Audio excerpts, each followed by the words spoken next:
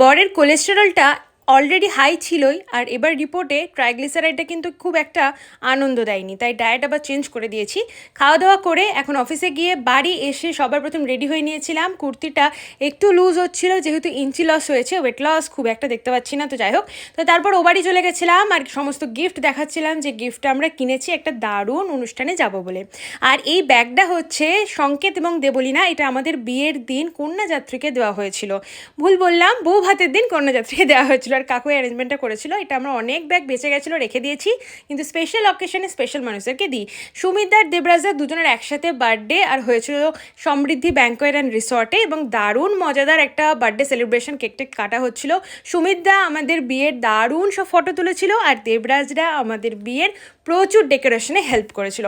তো এই দুই দাদা জন্মদিন তো আমরা ভালো করে কাটাবোই, আর কি খাওয়া দাওয়া করবো সেগুলো আসছে আমাদের নেক্সট শর্টসে।